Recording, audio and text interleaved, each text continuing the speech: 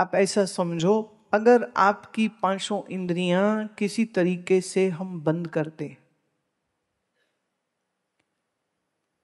माने तुम्हारी आंखों पे टेप लगा दे, कान में कुछ तेल भर के रुई ठूस दें कि तुम्हें कोई शब्द सुने नहीं, तुम्हारे मुंह को भी सील कर दे, बंद कर दे, तुम्हारी चमड़ी के ऊपर कुछ मोम जैसी या कोई प्लास्टिक की कोई चीज लपेट दें कि तुमको सर्दी गर्मी ठंडा गर्म कुछ महसूस नहीं हो सके स्किन से, और तुम्हारी नाक पे भी कोई चोटी सी सम क्लिप तुम्हारी नाक पे भी लगा दे कि तुमको कोई खुशबू बदबू भी नहीं आए, आपके लिए कुछ संसार बचेगा?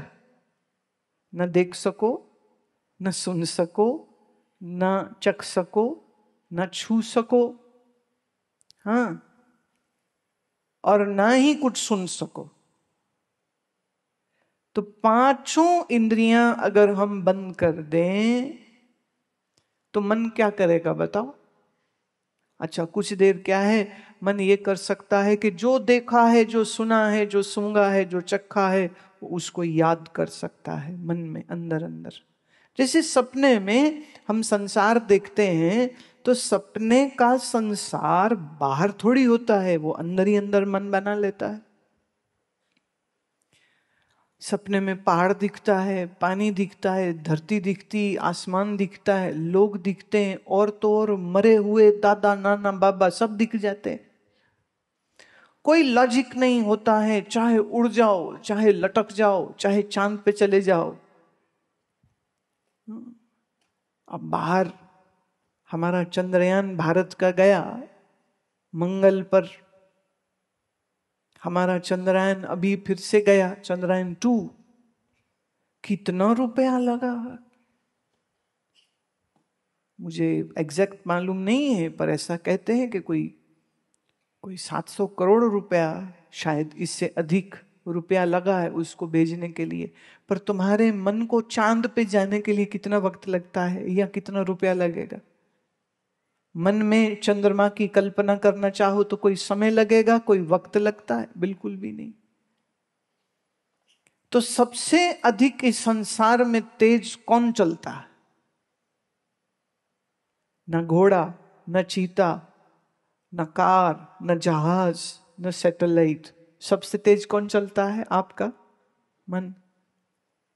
और ये जो मन है, सपने में पूरी दुनिया, पूरी सृष्टि बना करके तुमको दिखा देता है। तो मन और 5 इंद्रियां ये संसार की ओर आकर्षित होते रहते हैं, और यही फसावड़ा हो गया इस मन का, इस जीव का। और मन ने ऐसी माया डाली और कहता है जो तू देख रहा है यही बढ़िया है, जो तू सुन रहा है यही बढ़िया है, जो तू छू रहा है इससे बढ़िया क्या हो सकता है, ये जो तू अच्छे अच्छे कपड़े और जेवर पहनता है इससे बढ़िया और क्या हो सकता है। अब लगे रहो ये सब चीजों को इकट्ठा करने में। अभी देखो, बड़े बड़े मंत्री, बड़े बड़े उद्योगपति जब बीमार हो जाते हैं, जब अस्पताल पहुंच जाते हैं, जब डॉक्टर कहता है सब ऑर्गन फेल हो गए, उस समय पर उनका कमाया हुआ अरबों खरबों रुपया वो सारा भी खर्च कर दें तो भी जो किडनी फंक्शन बंद हो गया वापस नहीं चलेगा, लंग्स कोलैप्स हो गए हैं वापस सांस नहीं ले पाएगा, वेंटिलेटर पे पड़ा है। और वेंटिलेटर पे भी कब तक पड़ा है, कितनी दिन घसीट लोगे उसको? लेकिन फिर भी इस मर रहे आदमी के आसपास खड़े हुए लोग ये देख करके भी कभी शिक्षा नहीं लेंगे कि जैसे हालत आज इसकी है ऐसी ही हालत एक दिन आपके शरीर की भी होने वाली। देर नहीं लगेगी और दिन वो दूर भी नहीं है। देखो, हम जिसको सन्यासी कहते हैं वो सिर्फ भगवा कपड़ा पहन लेने की वजह से सन्यासी नहीं है। और भगवा कपड़ा भी किस लिए है? क्योंकि भगवा रंग है आग का। आग का।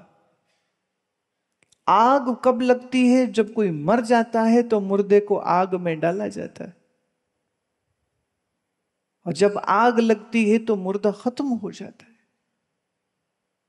तो सन्यासी भगवा कपड़ा पहन के, भगवा रंग क्या है? आग जैसा रंग है, तो वो आग लपेट करके चलता है, माने अपने आप को मुर्दा जानता है, अपने आप को वो जीवित नहीं जानता है। शरीर के मरण धर्मा होने की पहचान उसको हमेशा याद में भी रहे और दिखती भी रहे, इसलिए भी वो भगवा वस्त्र पहनता है। अच्छा, भगवे से पहले पीले वस्त्र देते हैं। आप हरिद्वार जाएं कभी तो वहां ब्रह्मचारी कोई दिखे तो वो पीला वस्त्र, पीला मतलब नैष्ठिक ब्रह्मचारी।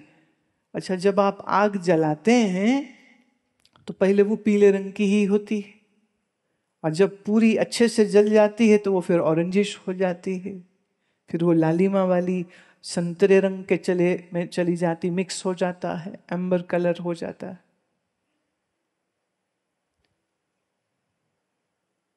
पीला मतलब कि अब अंदर आग वैराग की आ गई है, और धीरे धीरे एक दिन ये बढ़ जाएगी। जिस दिन पूरी बढ़ गई उस दिन सन्यासी। हाँ, पर इसमें एक चीज समझने की है। श्री कृष्ण स्वयं भगवत गीता में कहते हैं कि सन्यासी मात्र वो नहीं है जो अग्नि का त्याग कर दे। सन्यासी सिर्फ वो नहीं है जो भगवा रंग पहन ले। सन्यासी वह है जो अपने आप को चैतन्य स्वरूप और मन सहित सारे संसार को मृत मानता है, असत जानता है, वही सच्चा सन्यासी होता है। जो कर्म तो करता है पर कर्म के फल की चाह नहीं करता है, वही सन्यासी होता है। और ऐसा सन्यासी बनने के लिए न घर छोड़ना पड़े, न मकान छोड़ना पड़े, न बीवी बच्चा छोड़ना पड़े, न दुकान, न जॉब छोड़नी पड़े। सिर्फ मन के अंदर जो बेवकूफी है उस बेवकूफी को छोड़ देने की जरूरत है। वो बेवकूफी अगर छूट गई तो फिर कहीं भी रहे वो शरीर सहित सारे संसार को मृत्यु की लपटों में जलता हुआ देखता है। मन षष्ठानि इंद्रियानि, ये जो इसकी 6 हो जाती हैं मन सहित इंद्रियां, ये प्रकृति की ओर आकर्षित होती रहती हैं। और ये जो प्रकृति है इसमें भांति भांति प्रकार के जो प्रलोभन हैं, जो सुख हैं, जो आकर्षण हैं। अरे महाराज, इतनी जोर से आकर्षण हैं, सोचो तेज भूख लगी हो, ऐसे में तुम्हें कोई कहे चलो बैठ के ध्यान करो, तुम कहोगे ध्यान व्यान बाद में, पहले खाना खिलाओ। बहुत जोर से प्यास लगी हो, तुम्हें कोई कहे चलो भगवान का भजन करो, तुम डंडे से पीट दोगे उसको। बोले भगवान हम बाद में देखेंगे, पहले पानी पी लाओ। भूख है, प्यास है, जब इस शरीर को लगती है तो मन बर्दाश्त नहीं करता, फिर कहता भाई अब तो खाना है, खाना चाहिए सबसे पहले। ऐसे ही जब काम वासना की भूख सताती है तब उस समय पर कोई होश नहीं रहती है, तब उस समय पर भी वो कहता है मेरी काम पिपासा को पहले बुझना चाहिए, बाकी सब चीजें हम बाद में देखेंगे। महात्मा गांधी ने अपनी किताब autobiography of Yogi of my experiments with truth, my experiments with the truth, ये उनकी ऑटोबायोग्राफी है।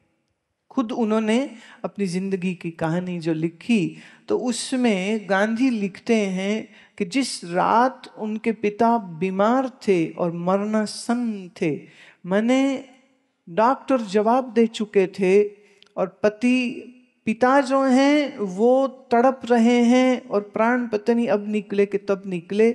ऐसी पीड़ादायी रात्रि में भी जब काम अग्नि सताई तो वो अपनी पत्नी को लेके अपने कमरे में चले गए और जब वो बाहर आते हैं तो पता चलता है कि पिताजी का तो शरीर चला गया। बड़ी ग्लानि हुई और अपनी इस बात को उन्होंने अपनी किताब में लिखा। और फिर उस दिन उन्होंने संकल्प ले लिया कि आज के बाद मैं मन के इस काम वेग का गुलाम नहीं बनूंगा। ये ऐसे मैंने कैसे कर दिया?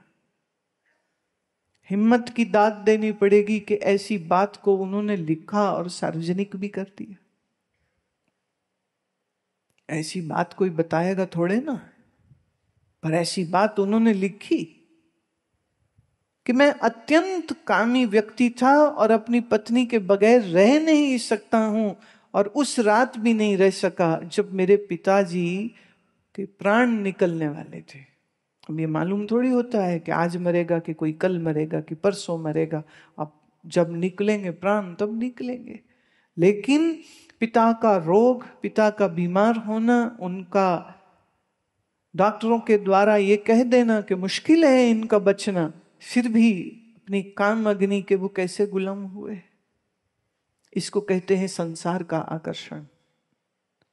मन षष्ठानि इंद्रियानि प्रकृतिस्थानि कर्षति, ये प्रकृति की ओर आकर्षित होता रहता है। तो जब मन की धारा बाहर संसार में आकर्षणों में पड़ी रहती है, इसी को जीव होना कहते हैं। है तो जीव सच्चिदानंद, लेकिन सच्चिदानंद हो करके भी दुखी रहता है, क्योंकि जो भोग भोगना चाहता वो मिलते नहीं है। लंबा जीना चाहता है, मालूम है कि जिएगा तो नहीं, पर अंदर पीड़ा तो होती है। चाह तो होती है कि हम बहुत लंबा जिए, हम कभी बीमार ना हो। आपने कभी देखा कि जिसको डायबिटीज हो उसको मीठा खाना मना होता है, पर कैसे तड़पता है, हाय मीठा नहीं मिल रहा, हाय मीठा नहीं मिल रहा। मुझे याद है एक सज्जन चोरी से अपने ही घर के फ्रिज से निकाल के रसगुल्ले खा रहे थे। पत्नी ने पकड़ लिया, रात के 2 बजे वो रसगुल्ले खा रहा है। पत्नी कहती क्या कर रहे हो ये? अपने ही घर में चोरी, तुम्हें मालूम नहीं तुम्हें डायबिटीज है? वो कह रहे नहीं नहीं, मैंने शुगर की गोली पहले खा ली है, अब रसगुल्ले तो खा लूंगा, क्या हो जाएगा। जीभ का आकर्षण देखिए। जिसको ब्लड प्रेशर हाई हो उसे नमक नहीं खाना चाहिए, बहुत कम खाना चाहिए, और खाना भी हो तो सेंधा नमक खाना चाहिए। लेकिन वो चटर पटर तला हुआ मिर्च मसालेदार खूब खा रहा है, नहीं खाना चाहिए, पर छोड़ नहीं सकता। क्यों?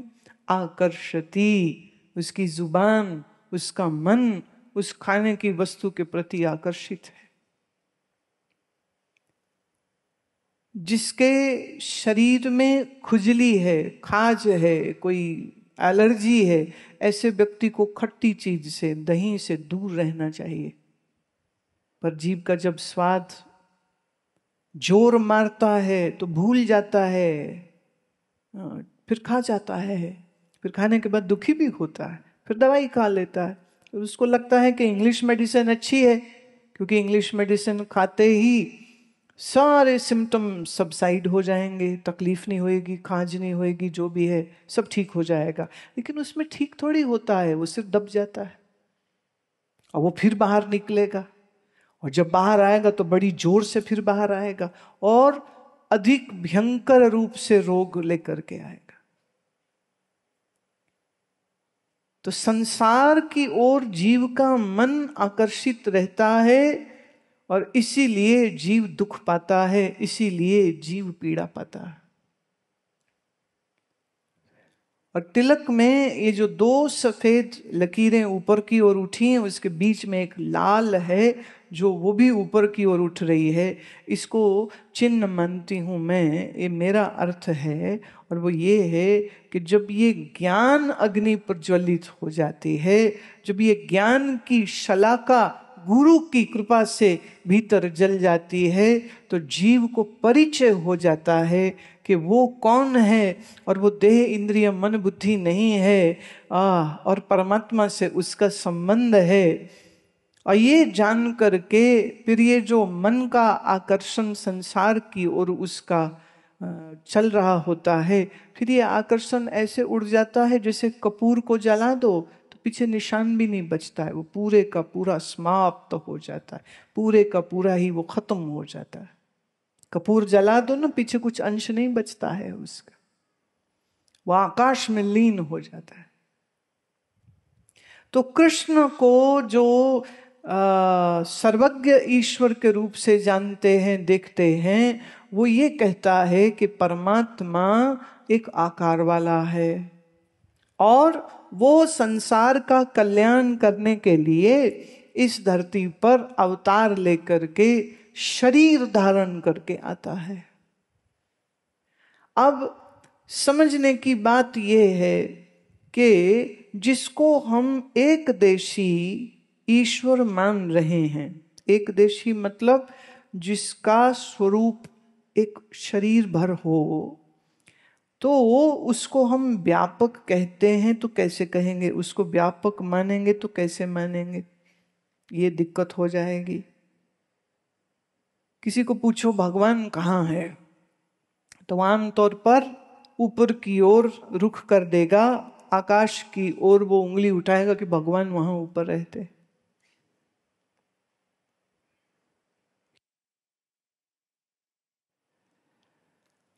और वो ये नहीं बात समझ पाता है कि जो दूर रहे और ऊपर कहीं रहे, हम उसको ईश्वर कैसे कह सकते हैं। ईश्वर वो नहीं है जो एक देशी है, क्योंकि अगर वहां वो है तो यहां कोई नहीं है, इससे ईश्वर कट जाएगा। कट जाएगा मतलब ईश्वर की व्यापकता बाधित हो जाती। और जब हम कहें कि ईश्वर सर्व देश में है, तो फिर वो किसी एक आकार में तो सीमित नहीं रह सकता है। जो एक आकार में है वो सीमित हो गया, और जो आकार रहित निराकार है वही सर्वत्र हो गया। तो परमात्मा एक देशी है या परमात्मा सर्वत्र है। तो जो कृष्ण की उपासना करता है, जो कृष्ण की भक्ति करता है, मैं उसको कह रही हूं थोड़ा विचार से समझ के देखो तो सही।